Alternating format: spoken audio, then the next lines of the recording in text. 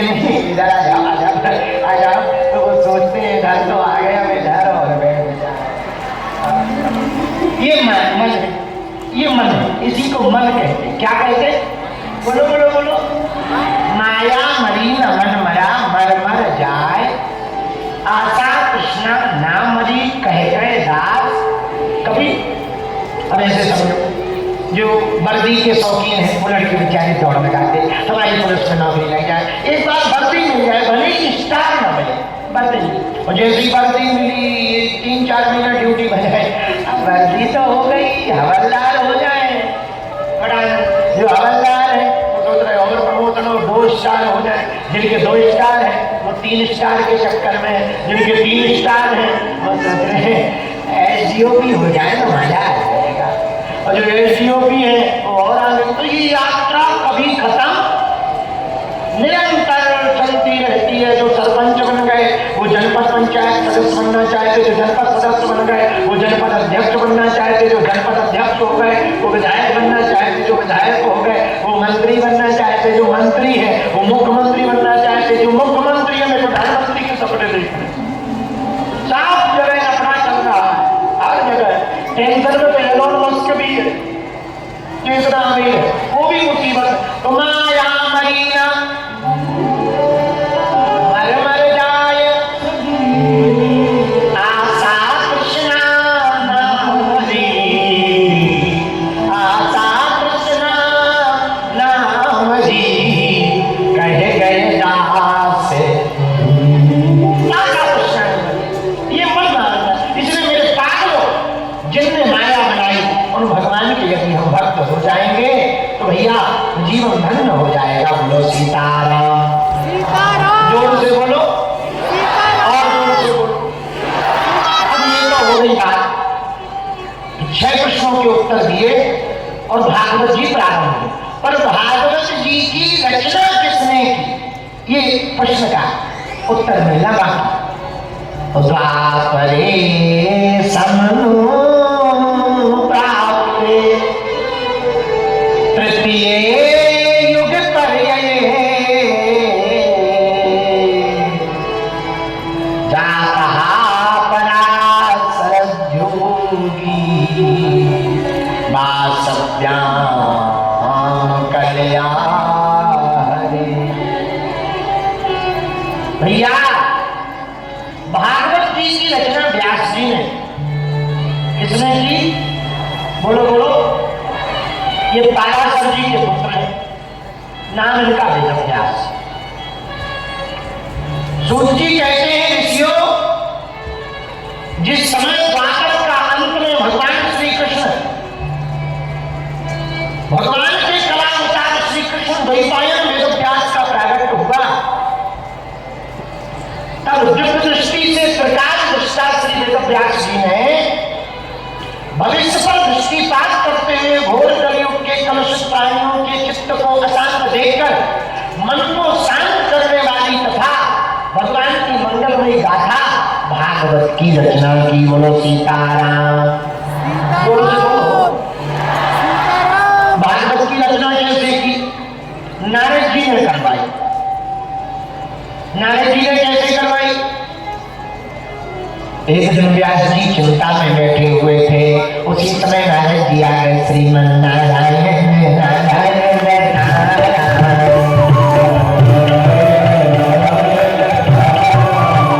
भजन नारायण नारायण नारायण,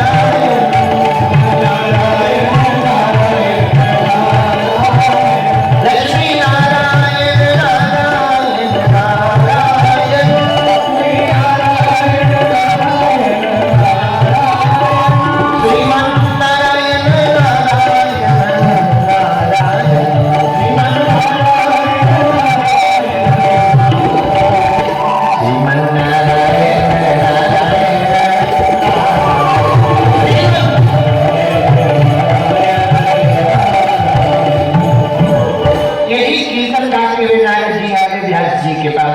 व्यास जी को देखा, और जैसे व्यास जी ने नारद जी को देखा तो पूजयामास विधिवन् नारदं सुपूजितम्, नारद जी की पूजा की। देवऋषि है, पूजा की।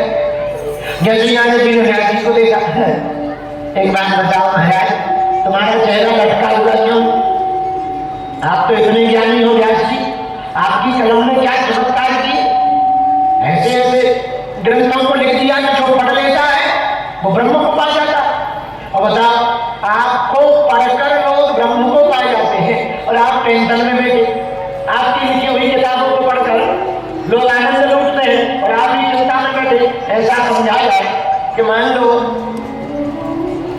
भरे कुआं में मेढक प्यास, हाँ कई बार ऐसा होता है, कुआं भरा हुआ हो और मेढक प्यासा रह जाता, दिया चले अंधेरा, ऐसे उदाहरण देंगे तो वही हाल जाती का, मुंह लटकाए बैठे हैं। नारद बोले क्यों लटकाए हो?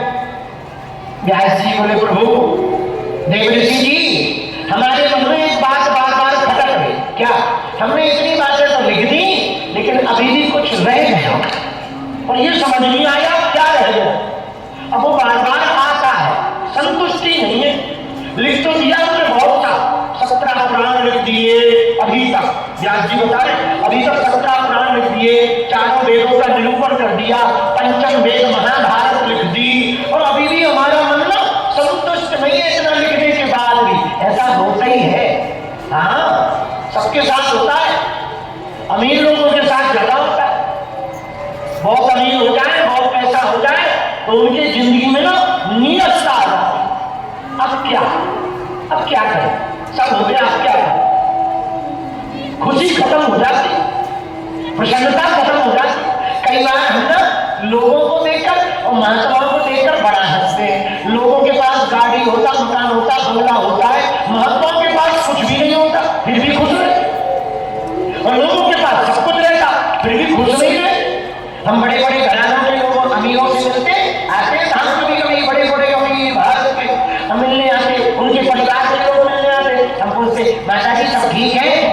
महाराज आपकी कृपा है, सब कुछ है, गाड़ी है, मकान है, पति बहुत अच्छा है, काम बहुत अच्छे है, बच्चे बहुत अच्छे हैं, बहू बहुत अच्छी है, बस एक दिक्कत है, क्या? मन ठीक नहीं रहता। हम मान लिया अब इतना सब कुछ ठीक है और मन ठीक क्यों नहीं? उन्हें यही तो पता है, लो पता ऊपर से बढ़िया है, तब हमें समझ आता। बताओ भाई, फकीरों के पास कुछ नहीं होता, मन ठीक होता, और इन लोगों के पास, गृहस्थियों के पास सब कुछ होता, मन ठीक नहीं होता। अब इनका दिमाग खराब है कि महात्माओं का दिमाग खराब? तब हमें एक बात समझ आती, पूछो क्या? अरे पूछो, मन ठीक साधनों से नहीं होता, भगवान की साधना से होता है।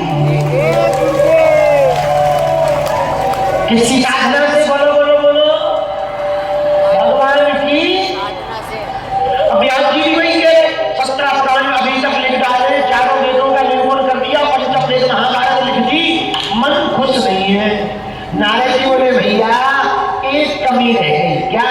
तुमने भगवान की महाभारत में कथा तो लिखी पर बाल कृष्ण लाल की कथा नहीं लिखी। अभी जो भी कथा लिखी ना, विराट भगवान की, युद्ध वाले भगवान की लिखी, नटखट नंदलाल की कथा नहीं लिखी, वो लिख दो, सोई तुम्हारा मन शांत हो जाएगा। ये हम गारंटी दे रहे हैं। जय हो महाराज। और उससे क्या होगा? इससे सिद्ध होता है कि ज्यादा समझदार बन जाने वाला आदमी सुखी नहीं होता, जो बच्चे की तरह रहता है वही सुखी रहता है। बोलो सीताराम। इसलिए बीच बीच में ना अपना बचपना बरकरार रखो, जब नचने का मन करे कोई देख भी रहा ठटली बना ले। हमें देखो, हम ब्याह करती है भले छोड़कर, बाकी जहाँ मन करता वही चाय फड़क लेते, हाँ जहाँ मन करता वही सो जाए, इसको जो लग रहा हो तो लगा, हम क्या करने भाई? तुम्हारी दिक्कत तुम जानो, हमारी दिक्कत हमें पता है, हमें अपने आनंद से रहना है, तुम्हारी टेंशन में थोड़ी रहना है। बोलो सीताराम। जो बोलो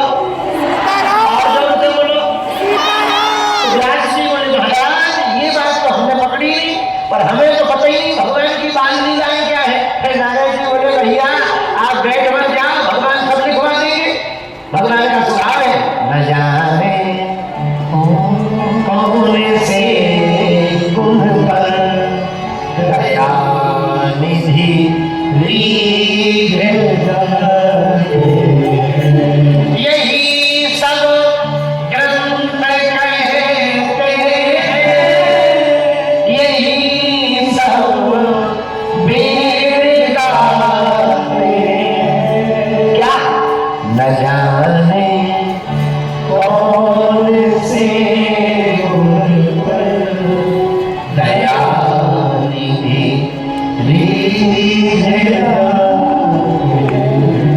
भगवान किस गुण पर रीझ जाए कोई ठिकाना। अगर ये ठिकाना होता तो भगवान दुर्योधन की मेवा त्यागी और सागे विदुर घर, सागे विदुर घर खाए सबसे ऊंची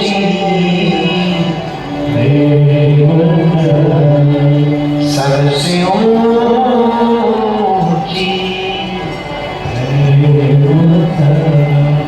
भैया नारद जी कहते व्यास जी भगवान का कोई ठिकाना कब तक से रीझ जाए कोई ठिकाना। आप तो लिखो बैठ जाओ और हमसे ही देखो। नारद जी व्यास बोल रहे व्यास हमसे ही देखो क्या बोले। पहले हम ना दासी पुत्र थे, दासी पुत्र। हमारी माता जी घर घर जाके काम करती। नारद जी बता रहे अपना पुराना जन्म पूर्व जन्म। और बोले आज देखो हम ब्रह्मा के पुत्र हो गए। ऐसे कौन सी जगह है जहाँ हमारी एंट्री ना होती। व्यास जी चौंक गए, आप दासी पुत्र थे? हाँ महाराज तेरा कथा को सुनाओ, क्या हुआ आपके साथ? हाँ सुनो, लो अच्छे से सुनो, बैठ जाओ बैठ जाओ। व्यास जी भी बैठ गए। अब नारद जी सुनाने लगे। बोले भैया पूर्व जन्म में हमारी माता जी दासी थी, घर घर जाती थी, काम करती थी, गौशालाओं में जाकर लोगों के घर पर बर्तन आदि साफ करती थी, फिर भोजन मिलता था, पेट भरता था। एक बार गांव में महात्मा आए संत, तो संत आए 4 महीने के लिए संत यहाँ वहां नहीं जाते, उसको चातुर्मास कहते।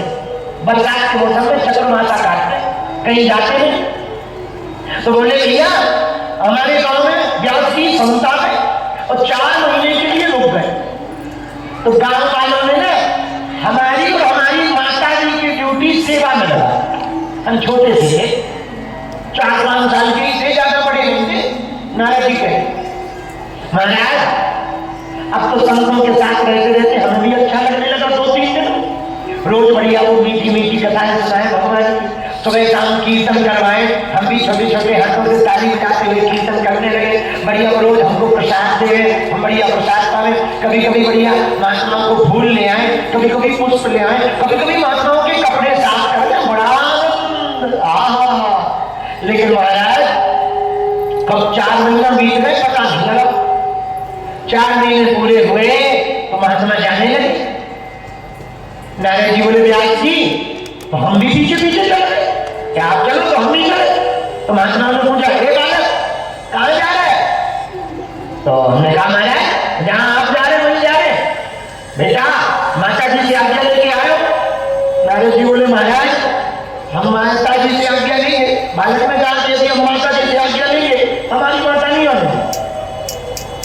तो महात्मा ने कहा बेटा तू अभी छोटा है, छोटा बच्चा है, तो हमारे साथ आ जाएगा। तेरी माता जी जिंदगी भर महात्माओं को गाली देंगी कि हमने बाबा जी के चरणों में बालक को सेवा में लगाया और वो बाबा जी हमारे बेटा को ही माता बना के दे, जीवन भर गाली देगी और कोई भी महात्माओं की सेवा में अपने बालक को नहीं छोड़े। एक काम कर, ये ले माला वापस लौट जा। जब माता जी आज्ञा दे दे तो हमारे पास आ जाए। नारद जी बोले हमें बड़ा बुरा लगा, हम रोने लगे। परमात्मा आप डांट दिए, माला दे दिए, जबरदस्ती धक्का दे, थोड़ा सा ऐसा कर दिया, धक्का नहीं दिया, ज्यादा कर दिया, चल पड़े। नारद जी बोले भैया हम वापस आ गए, पर आ तो गए वापस, मन नहीं आया। मन तो यही गए माता जी आज्ञा दे दे, पर हमें पता था माता जी आज्ञा नहीं। अच्छा माताओं का बेटा चोर बन जाए कोई दिक्कत नहीं, डकैत बन जाए कोई दिक्कत नहीं है, अपराधी बन जाए कोई दिक्कत नहीं है, बस बेटा बाबा न बन पाए। हाँ माताओं को बाबा बनने में बड़ी दिक्कत।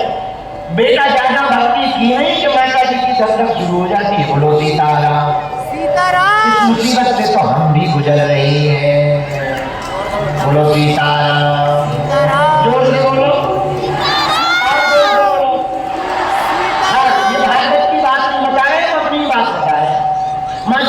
सबसे बड़ी टेंशन है बेटा बाबा ना बन पाए, बाकी सब बन जाए, बाबा ना बन पाए। और हम खूब समझाते अपनी माता जी 7 पीढ़ियों का 21 पीढ़ियों का उद्धार हो जाएगा। हमारी माता जी हमसे कह रही थी भाग में गई वो पीढ़ियां, तो बाबा ना बनोगे। ऐसी कोई सीधा थी। अरे माता जी ऐसा नहीं कहते, नहीं ऐसा, लेकिन वो क्या करें और कुछ भी हो जाए।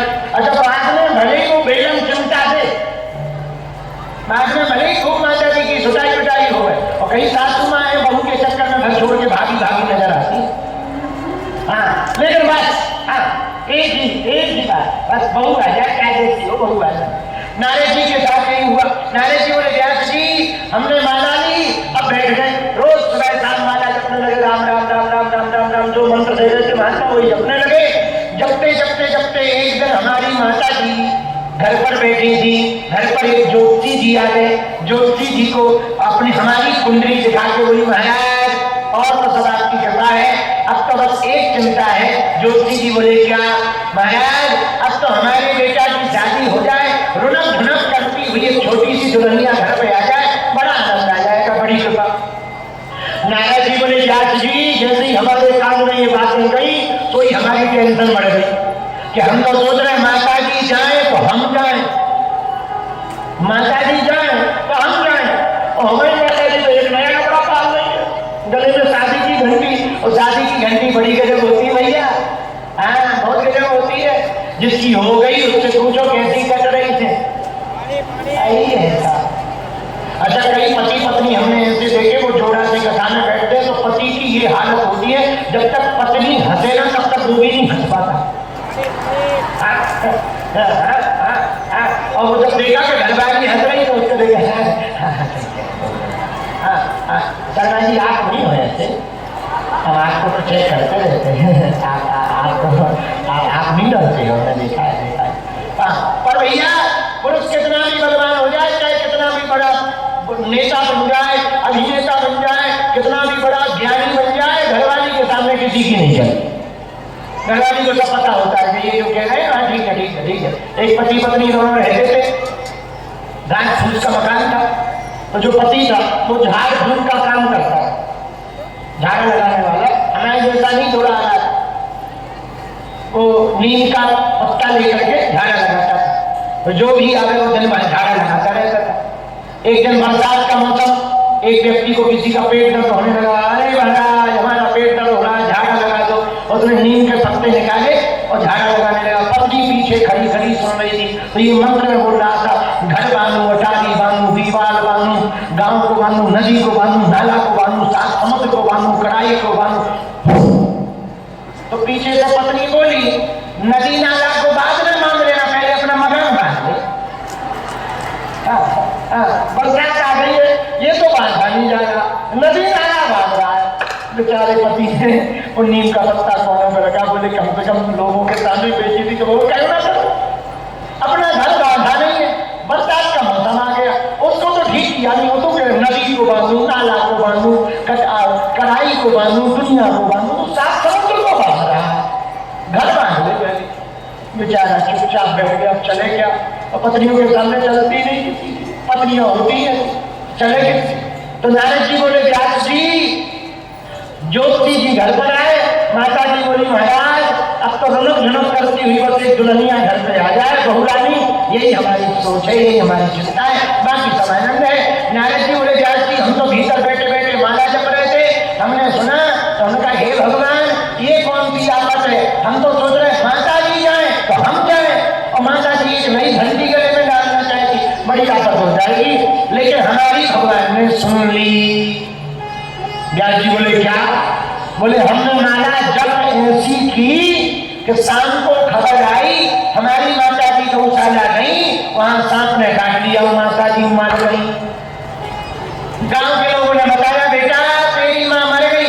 नारद जी बोले व्यास जी हमें इतनी खुशी हुई, मन किया कि दादा नृत्य कर ले, डांस कर ले, महाप्रभु, लेकिन मन में सोचा हम नचेंगे तो गांव वाले कहेंगे लोग पागल हो गया। अंत में करें क्या, सोई थोड़ा गंभीर भगवान को मणिमन का बाप प्रभु धन्यवाद, जितनी संपत्ति थी सब